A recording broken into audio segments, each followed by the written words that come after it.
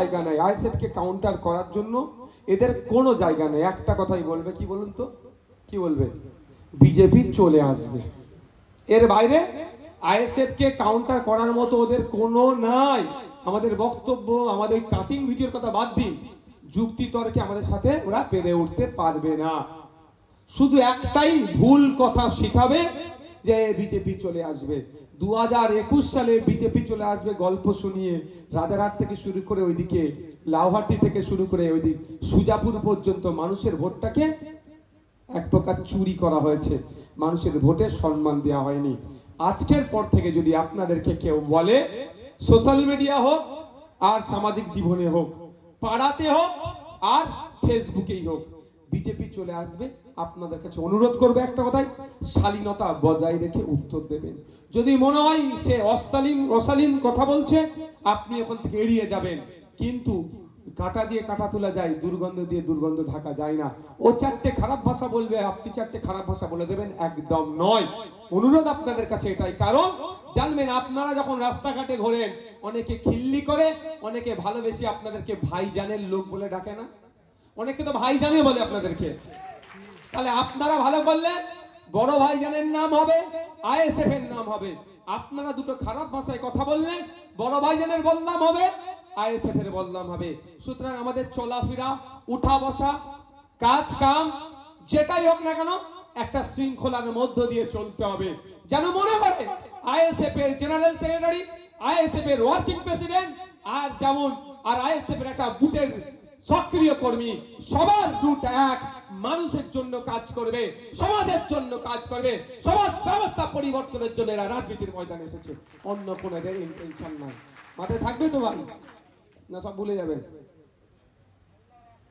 হ্যাঁ, না বাইরে গিয়ে সব ভুলে যাবেন ভাই? তাহলে সোশ্যাল মিডিয়া থেকে শুরু করে বাস্তব জীবনে, মানে কি অফলাইন আর অনলাইন দু জায়গায় আমাদের কথাবার্তা চালচলন সংযত থাকবে তো ভাই? একদম অশ্লীল পথ অবলম্বন করবেন না, উত্তর দিতে পারবেন না, চলে যাবেন। ও বিতর্কিত প্রশ্ন করছে, বিতর্ক বাড়ানোর চেষ্টা করছে, বিতর্কে জড়াবেন না, আপনার সময় নষ্ট করছে ও, এটা মাথায় রাখবেন। দেখবেন আমার পিছনে অনেক কথা বলে, অনেকে বলে ভাইজান একটা উত্তর দেওয়া দরকার ছিল। ভাই ওদের উত্তর দেবো না চোরেদের বিরুদ্ধে লড়াই করবো ভাই বলুন? সার্টিফিকেট চোর, জাত চোরেরা, জাত চোরেরা ওবিসি নিয়ে এখন আমার নতুন ভাবে নোংরামি করছে। তো ওবিসি কে ফিরিয়ে নিয়ে আসার লড়াই করবো, নাকি আমার বিরুদ্ধে দুটো বাজে মিথ্যা কথা বলে তার বিরুদ্ধে লড়াই করবো বলুন? আমার কাছে বড় কথা, আমি সমাজ ব্যবস্থা পরিবর্তন করতে নেমেছি, প্রয়োজনে পিঠো পেতে দেবো, তাও আমার লক্ষ্য থেকে আমি লক্ষ্যভ্রষ্ট হব না। আপনাদেরও বলবো সেটাই। আচ্ছা, যেটা শেষ কথা বলে শেষ করো সেটাই তো, আজকের পর থেকে যে কোনো ফিল্ডে অফলাইন অনলাইন যেই প্রশ্ন করুক না কেন, বিজেপি চলে আসবে। তাদের কি বলবেন? 2021 সালেও এই গল্প শুনিয়েছিল। আর বিজেপি তৃণমূল কি এখন আলাদা মনে হয়? মনে হয় আলাদা? তাহলে কি গল্প আমাদের ভাই শোনাচ্ছিস ওই গল্পরা।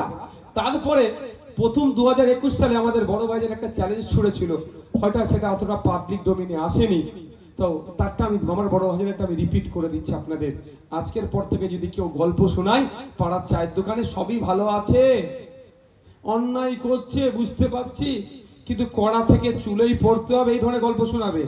কড়াতে ছিলাম চুলেই পড়ে যাবে হ্যান ত্যান, সেই মন্দের ভালো, এইসব গল্প শোনাবে, মন্দের ভালো হ্যান ত্যান। কি করব বল না?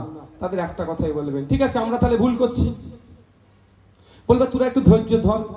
একটাই উত্তর দেবেন, চ্যালেঞ্জ হোক এগ্রিমেন্ট হোক, আইএসএফ যেই জায়গায় প্রার্থী দেবে, যদি বিজেপি চলে আসে পাবলিক যে শাস্তি দেবে সেটা মাথা পেতে মেনে নেবে।